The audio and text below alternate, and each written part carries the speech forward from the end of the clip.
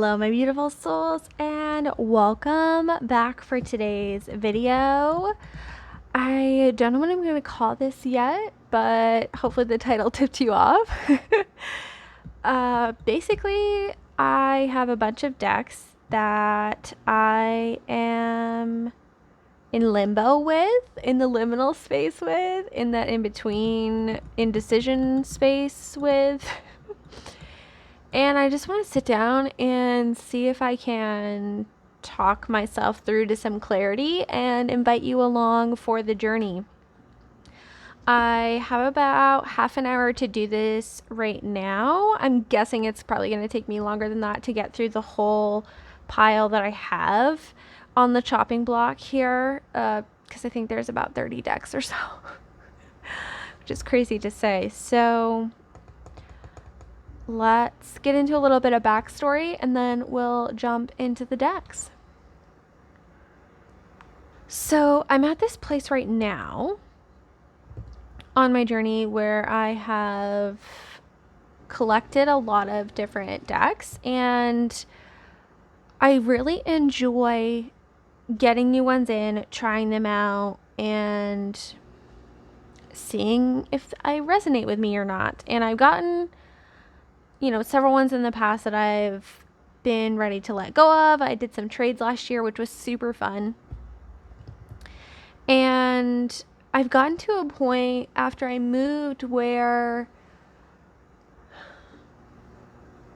the library of decks that I have feels too loud. And I want to pare down so that I'm more how do I want to say this? I have a rotation of decks that I really resonate with, that I use on a rotating basis.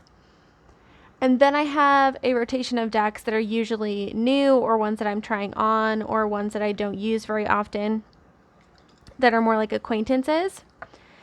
And my acquaintance category has gotten a little bit too large, and I want to sit down and really discern whether they're ones that I want to continue putting energy and time into and giving space to, or if I'm ready to move them on. Because what I'm looking for in a deck is, when I have a deck, I want it to make me feel something. Like, I want to pull a card and feel the message. And I've gotten to a point in my path where I can do that with almost anything. Because I'm so connected to my intuition and my guides and all those messages. So it's now become a thing of like, okay, this deck works, but is it resonating the most with me? And yeah, I guess these are just a pile of decks that I that I don't know if our things we like about each other, our small little love affair, if those little bits that I do like are enough to warrant a permanent spot in my rotation of deck friends. Because I am not a collector and I am an animist. So they have to be resonating with me, they have to be useful, they have to speak to me, or it's time to let them move on because they take up actual like space and bandwidth in my life. Okay. I think I'm just procrastinating at this point, so let's jump in. I'd like to say let's start with an easy one, but I don't know if I have many. Here we go. This is an easy one, I think. Oh, if you're wondering, how'd I end up with this pile of decks I'm going through? A couple of weeks ago, I had a day, I literally went through every single deck I own, and I put them in like a timeout box, or I think I want to pass on box, and now this is me going through that box and making the final decision. So this is the Nicoletta Ceccoli Tarot. This deck when I get the images like this, like there are just certain images that hit. And I love this deck for the fact that the imagery is so provocative. Like it just pulls something out of you. And like she's a talker. She's a talker. And you can really go places with this deck, and the imagery and kind of that layer of like fucked upness, for lack of a better word, really just tickles my fancy. However, I never use this deck. It's not one that I'm gonna like pull out to use. There are a lot of cards like these ones, like there's a million of these. One like this, I love. I adore Ten of Swords anyway, but like this, it's just so good. That one's good. But then like these are like, no thank you, ma'am. This has never been a deck that I've just pulled out to use in my daily practice. And I don't know if images like this, where I just adore it for the depth of the image, is enough to keep it. Like the cards I love, I really love, and then the cards that I don't like, I'm just like neutral about. And as much as I love the renditions of literally some of my favorite cards ever within this deck, I just think it's time to move it on. And it's funny, this one kind of flew out as I was using it, and this is of course the Seven of Cups. And this is how I'm kind of feeling with all of these decks right now, is just like there's all these like things popping up for my attention, but like which one do I focus on? So going back to the idea that like, yes, this card popped out, but that card didn't pop out because of the deck. That card popped out because of I'm always in tune with my inner guidance, and it doesn't matter what tool I use, I'm going to get the answer that I need, right? Whether I ask for it or not. So in the past, when I have gone through decks, I have been like, what do you have left to teach me? Which, you know, is hard because there's always something left to learn, right? There's always something more I could do with the deck. There's always another layer to explore. There's always a circumstance where this deck would work for me. Very rarely does a deck ever just not work for me, right? So we have Ten of Pentacles and Justice.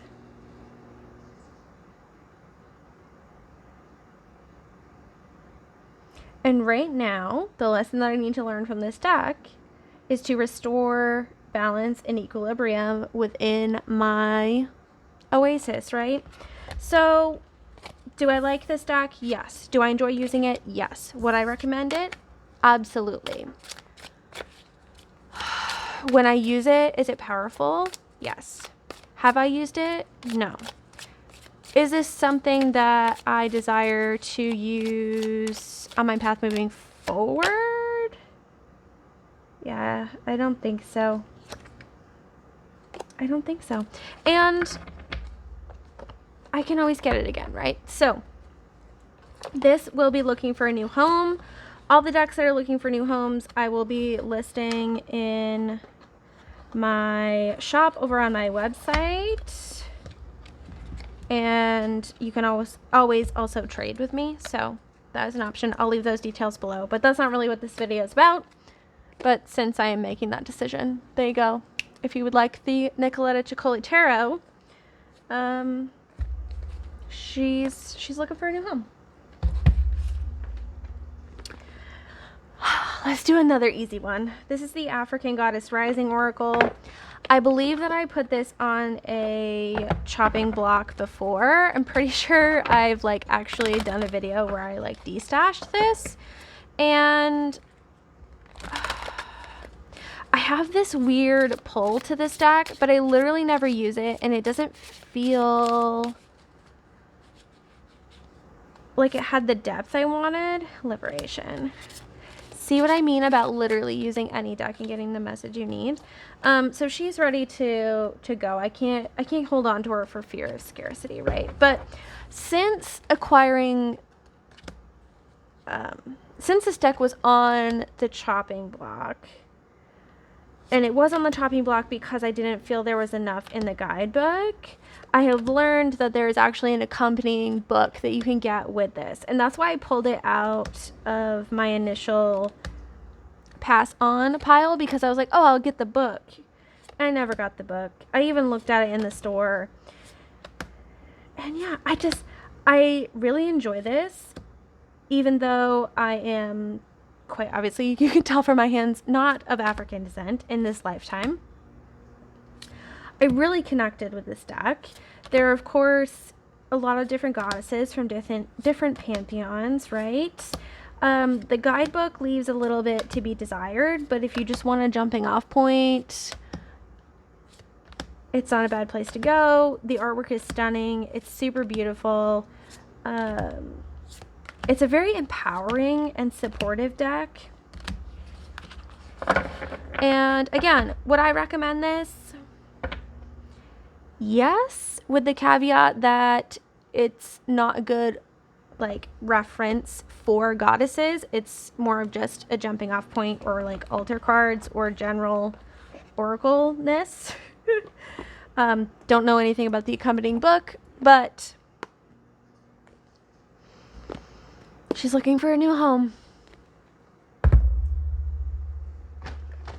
This is a hard one. This is the Elemental Wisdom Tarot. For a long time, this was like my home deck, my ride or die deck, the deck that I thought I would never get rid of. It doesn't have a guidebook. This is by Taroteca Studio. I have the one with like the rose petal finish, which drives me crazy because it sticks together. It doesn't stick together as much as it used to because I have broken it in quite a bit, but as you can see, like even though they stick together. I adore this deck. It's elemental, it's dark and creepy, it's fantasy, it's primordial, it's just so, it's such a cool deck. And again, so many cards in here I love. It's a very easy read because it's basically a Rider-Waite-Smith clone, which is why there's no guidebook with it. But back before I really wanted to study RWS and like didn't want to do the actual like, you know, Pamela Coleman Smith deck, this was what I reached for. And I love it. It's one of a kind. It's an investment deck. I had to get it from overseas. So if I do want it again, I can't just like pick it up and may never see it again. But something about it just feels like our time is done. And I was hoping I could kind of get around this and give it to my husband, but my husband has one deck and he's very adamant about learning with that one deck. So, can't cheat the system and keep it in my house that way. See, they fall out in clumps. 6 of Wands, 3 of Wands, and 3 of Cups. We had a good time together, but it's time to set out on a new path and really let myself shine within that. And as much as I love these images, I just don't reach for it anymore. And I don't want to hang on to it just for the memory of it. I have a couple decks that I do keep for the memory, but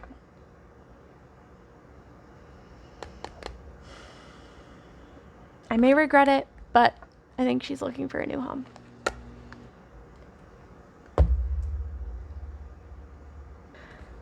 Next we have Notoria Tarot in Light.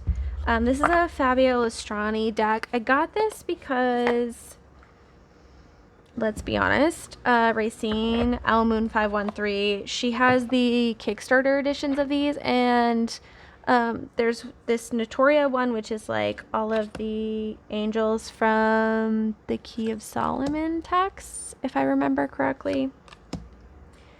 And then there's a Goetia one, which is like all the demons or whatever. And I got this because she always raves about how much of a study tool they are, and for some reason I was really drawn to just kind of explore what that could look like and learn a little bit more about these energetic beings and how people work with them and what they have to say about them and things. But the mass market edition of these decks, the guidebook is not helpful. Like, he tries his best in the little bit that you get in there, but it's not a lot.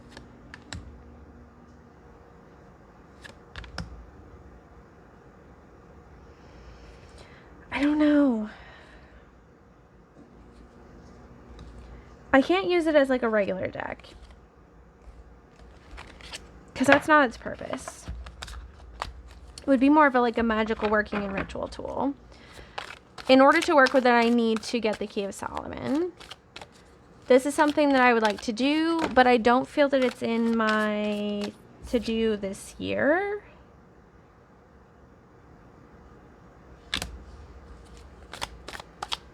So do I keep you, or do I let you go? Yeah. All right. Did you see that? That was crazy.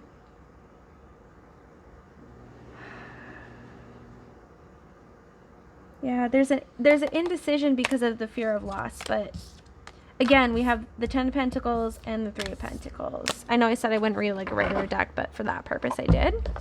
So I'm gonna pass this on.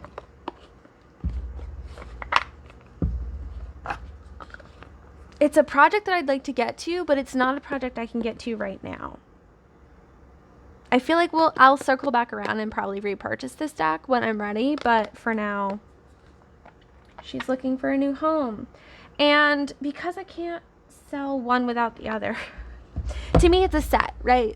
I had to get both, even though I was only interested in one of them, because it's light and dark, there's a balance, it needs it, and anyway. So this is the counterpart. This is the Goetia one. It's the same deck, but in black. The Kickstarter edition was like blue hollow foil, and I'm so sad. So sad. These images are so cool, and sometimes less creepy than the angels, which is funny.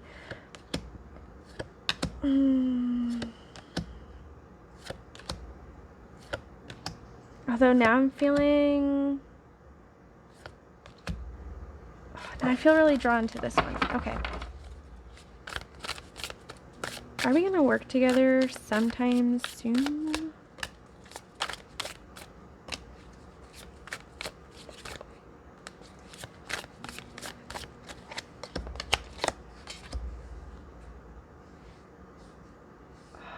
All right, well...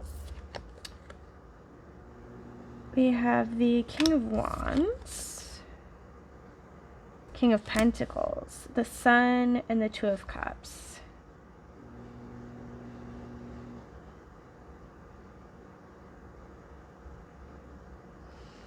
All right. I know I just said I was getting rid of Notoria, Justice, and the Three of Pentacles. All right. 10 of Cups. I guess we have things to do together. Moving on to another hard one. The Squid Cake Marseille Tarot. This is my only... even just like pulling this out of the box, I'm like, why is this in this pile?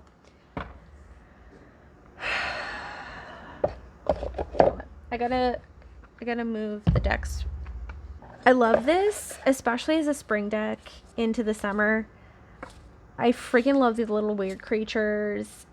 This talks to me like a song. Like, I don't know the Marseille very well.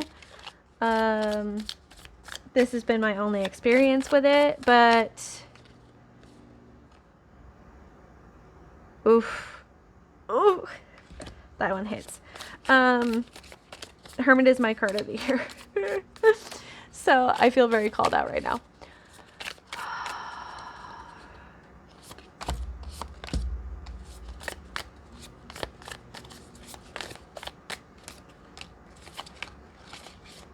There's that 5 of Cups again. 7 of Wands, 10 of Coins.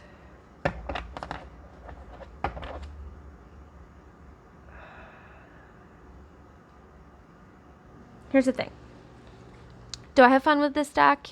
Yes. Is it just... she gives me butterflies. Like, I love this deck, but I never reach for it. When I do reach for it, it's good, but she's in that don't really reach for it category. And she's reminding me, like, look, we had a fun time, and you're afraid to lose that fun time, but you've taken on too much.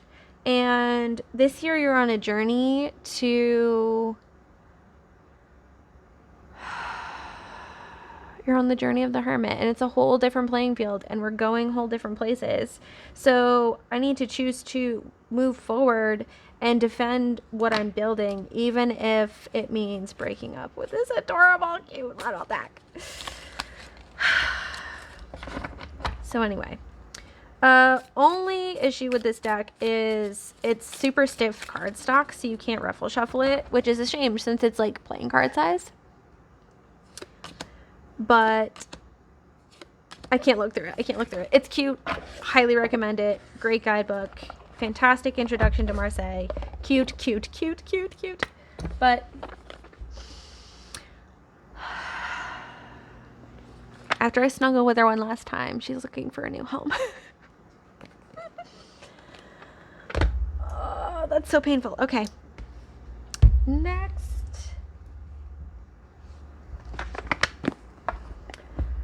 This deck. Where do we begin, my loves? I put this in the pile and I pulled it out. And then I put it back in the pile and I pulled it out. This has been a deck I've always thought I would get rid of and never have. And then when I was moving recently, when we moved into our little apartment, oh my gosh, lost the train of thought. I used it a lot. It really spoke to me and it was really helpful. And now I have this weird, like, codependent bond with it, I feel like. The reason I have these two separated out is this deck is weird and interesting. The guidebook is like a warm hug from your soul. It's like just a message straight from the divine. I love the guidebook. The cards are only as useful, or most of the cards are only as useful as a indicating what part of the guidebook you should read, because unless you've taken time to memorize what these different things are, or there's some secret occult knowledge that a lot of people know about that maybe I don't know. But anyway, some of them you can take a wild guess with, but most of them you need, like, you got to read the guidebook. Like, so as far as a deck, it's kind of obsolete. Like, there's no reason to have it, except these frigging animal cards are like the best thing ever. Like, this spirit owl is just like, the crow's alright, the bear is amazing, deer's cute, it's got like a phoenix, the tiger I don't know who this is, but this image always speaks to me, so I pulled it out. Wolf spirit, Bastet, an eagle, lion, seahorse.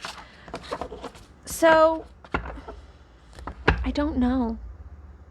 I literally don't know with this deck. I think I might just keep it for a little longer, and then as soon as I say that, my body's like, do you want to though? If I could just have the guidebook in book form and keep that, I probably would. And I don't want to keep, again, I don't want to keep this deck because we had our fun time together, because that might have been the only fun time we were meant to have together.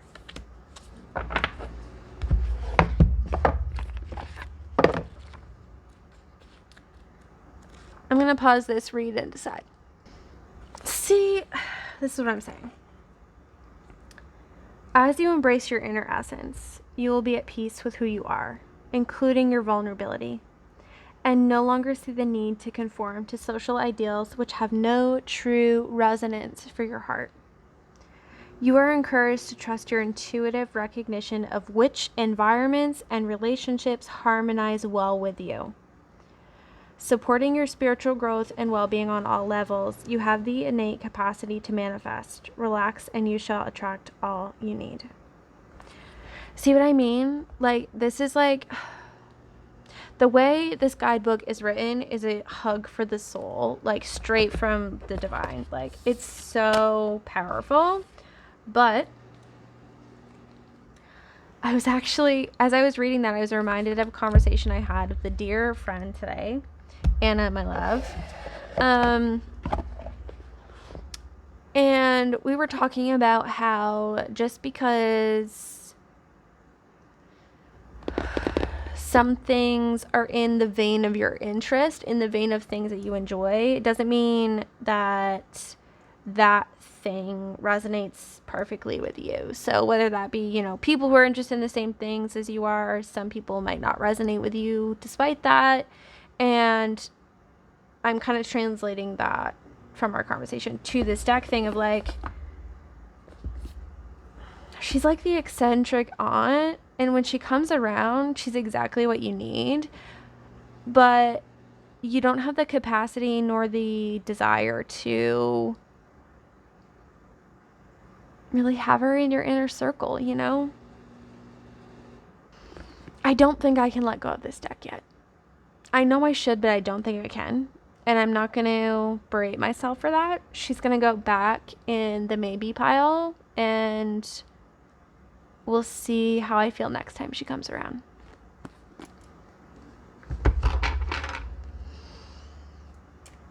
All right, let's keep going on hard ones. I have like 5 to 8 minutes left. Let's see if we can bang out 2 of these puppies. So this is the Goddess of Love Tarot.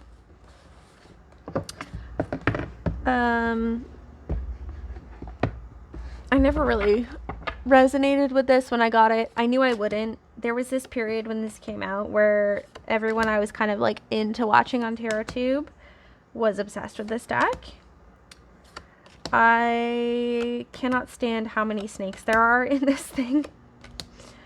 I love the idea of it. The imagery usually kind of makes me want to puke just because it's so far from what I usually go for, which was one of the exact reasons that I decided to purchase it, because I was hoping that it would maybe help me do some shadow work if I pay too much attention to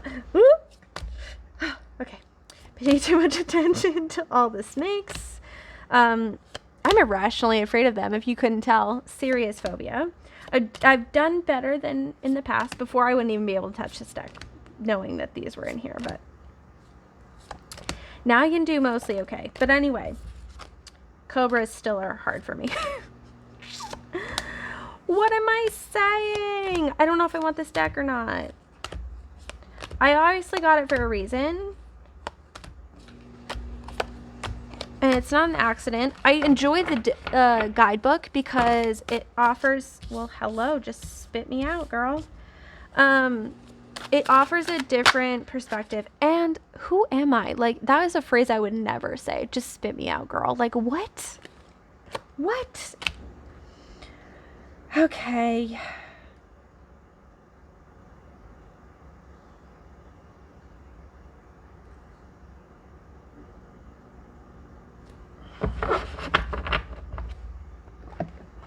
Clearly this deck has a thing of its own. I was saying I enjoy the guidebook because it offers such a different perspective than most other guidebooks I have. So I do enjoy it for that. I don't use it for, like, it's supposed to be like an erotic thing. I have nothing against that. I'm all for that. I just don't use my decks in that way. What do you have to offer me if I keep you? Shadow work. With the moon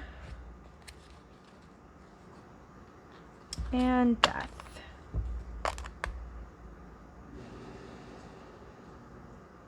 You know what? This is Kali. Is this a Kali deck? Here's the thing. I have a Kali Oracle. She's also on the chopping block. I don't work with Kali a lot, if ever, really, outside of a workshop I did. What is coming to an end?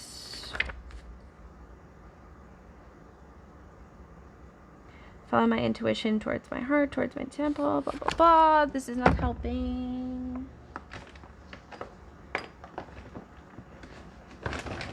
This is probably going to be the last one because this is taking me a while. Here's the long and the short of it. All right, back up. Let's start with what we know. We know that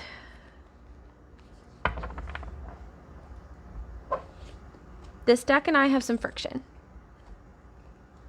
There's obviously some opportunities for shadow work here. And because it's so far removed from my usual thing, there's a lot that I could learn from this if I actually took the time. Do I want to take the time? Is that time going to come up? Do I want to invest the time in you?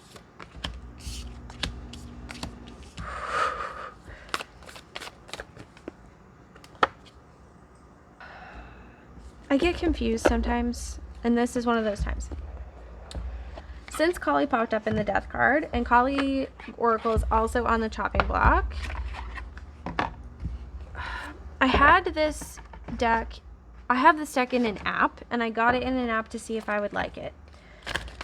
It's fine if you're just gonna pull one card, but if you want to do a spread, it sucks.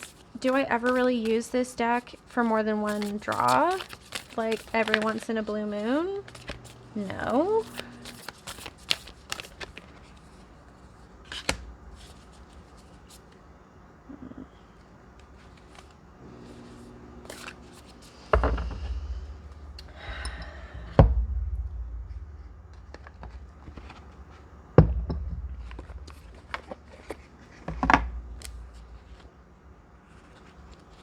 Although she may seem downright frightening in what she asks of us, as we often find liberation from our fears by moving right through them.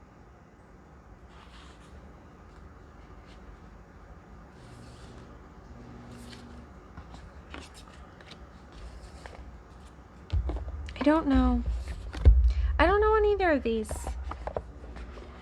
I do have a sense that, like, sometimes I get a deck and I don't use it, or it doesn't resonate with me quite a bit for a couple months or maybe even longer after I get it. And then one day it's like a switch flips and yeah, we still have work to do together. We just haven't hit our work yet. And I'm okay with keeping some decks for that reason.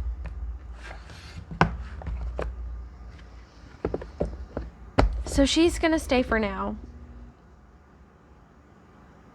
I guess.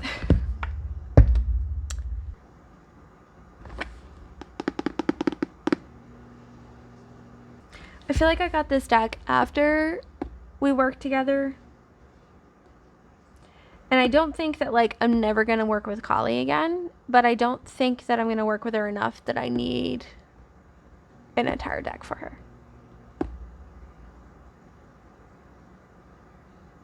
So she's going to look for a new home.